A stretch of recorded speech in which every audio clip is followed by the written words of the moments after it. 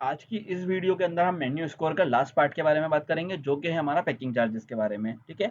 अब packing charges कहाँ से आपको लगेंगे और आपको किस लेवल पे लगाना है वो आपको समझना है। ठीक है। आप अब आ जाते हैं आपका मेन्यू के अंदर। मेन्यू के अंदर जैसे ही आप आ जाओगे तो आपके मेन्यू के अंदर हमने ये चार्ट पॉइंट को कवर कर लिया, आपका सिर्फ बचा पैकिंग चार्जेस। अब यहाँ पे पैकिंग चार्जेस लगाना है या नहीं लगाना है, ये आपके ऑल ओवर डिपेंड करता है कि आपकी साइकोलॉजी पे कि आप किस प्रोडक्ट को किस तरीके से सेल आउट करना चाहते हो। अगर आपका फूड का प्राइस कम दिखा के आप 10 रुपए पैकिंग चार्जेस लेना चाहते हो, आप ये भी कर सकते हो। आपकी पैकिंग थोड़ी प्रीमियम है और उसके लिए आपने कुछ चार्जेस रखे हुए हैं फुल ओवर पे, तो आप वो भी कर सकते हो। ठीक है। तो ये डिपेंड करता है कि आपके कॉन्सेप्ट के ऊपर और सामने खरीदने वाले के हिसाब से। अगर आप पैकिंग चार्जेस बहुत हैवी रख देते हो, जैसे 30 रुपये अज्यूम करते हैं, 30 रुपये, और आप एक बर्गर बेचते हो 70 रुपीज का, उसमें 30 रुपीज लग जाता है, 100 रुपये हो जाता है, तो वो हो सकता है कि कस्टमर आपका चला जाए। तो आपको ये चीज़ को समझना पड़ेगा। इसके लिए अगर आप फ्रेंचाइज़ी पार्टनर हो तो हमसे डिस्कशन कर सकते हो कि हमारा पूरा एक फॉर्मेट बना हुआ है। बट अगर आपका नॉर्मली अकाउंट है तो आप सिंपली आप उसके रिगार्डिंग क्या करने वाले हो वो आपको समझना है। ठीक है ना? फ्रेंचाइज़ीज़ के लिए कई बार अभी मैसेज मैंने पीछे भी कमेंट देखे कि आपकी फ्रेंचाइज़ी के लिए हर हर वीडियो में मेरा नंबर मेंशन है। आप वहाँ पे जाओगे, आपको मेरे रिगार्डिंग आप मेरे को व्हाट्सएप पे बात कर सकते हो। सिंपल सा कॉन्सेप्ट है। ठीक है ना? अब हम यहाँ पे बात कर रहे हैं कि हमारे को स्कोर कैसे बढ़ाने के साथ-साथ हमारे को पैकिंग चार्जेस कैसे ऐड करना है। ठीक है? तो हमने क्या करा, ऐड ऑन में यहाँ पे क्लिक करा। ठीक है? यहाँ से हमने ऐड ऑन्स लगाए थे। अब हमारे को पैकिंग चार्जेस के लिए कहाँ पर आना पड़ेगा, इस कॉलम में आना पड़ेगा। यहाँ पर आपको देखने को मिल रहेगा रेस्टोरेंट इन्फॉर्मेशन। रेस्टोरेंट इन्फॉर्मेशन में सिर्फ एक ही चीज़ आपको देखने को मिलती है, जो है ये चार्जेस प्लस टैक्स। टैक्स के अंदर हम कुछ भी नहीं करते क्योंकि 5% अप्लाइकेबल लगा हुआ है, वो ऑटोमेटिकली चल रहा है, उसको आपको बिल्कुल नहीं छेड़ना। ठीक है?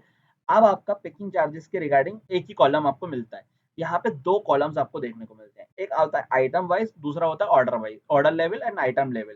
तो लेवल को आप समझो वाइज़, ऑर्डर वाइज़ या आपका मिलेगा आइटम वाइज़। अब सिंपल सा गेम कैसा है आप समझ लो।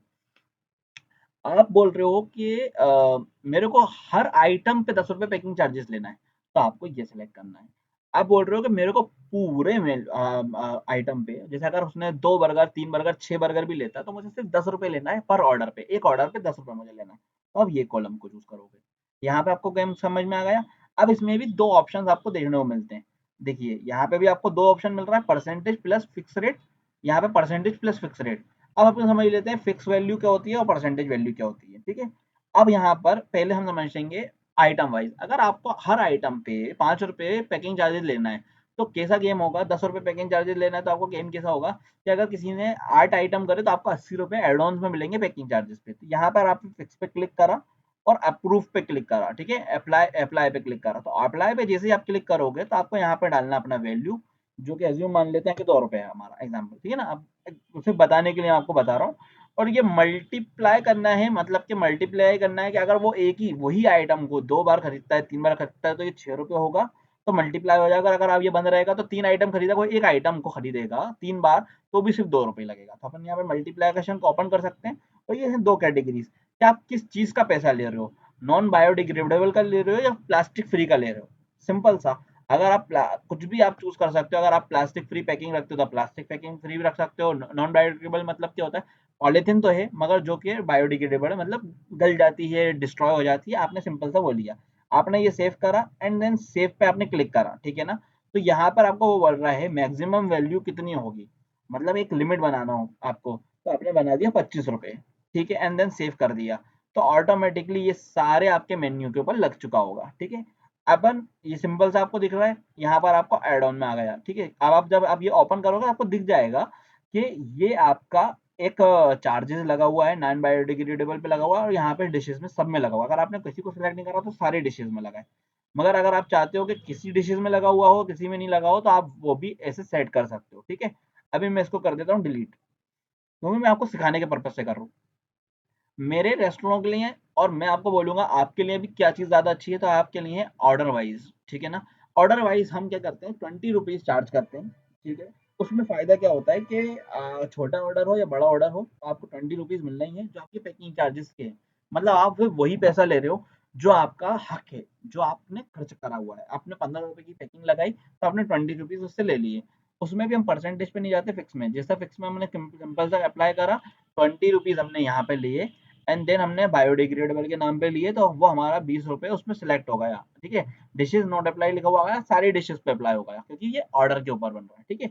मगर मैंने को बताने के तौर पे हमने ये चीज़ बता दी। अब आपका परसेंटेज फिक्स पे आता है, क्योंकि आपने परसेंटेज को अभी तक नहीं समझा। तो परसेंटेज में आपको कैसा आएगा आप समझो।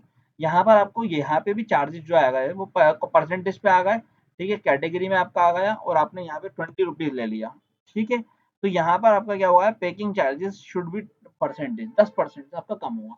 मतलब कि अगर आपने 100 रुपए का कोई ऑर्डर करा, तो आप क्या करोगे, उसको 10% ले लोगे, ठीक है ना। तो 10% पैकिंग चार्जेस लग जाएगा। अब गेम कैसा है, अगर 700 रुपए का ऑर्डर आया तो 70 रुपए पैकिंग चार्जेस है।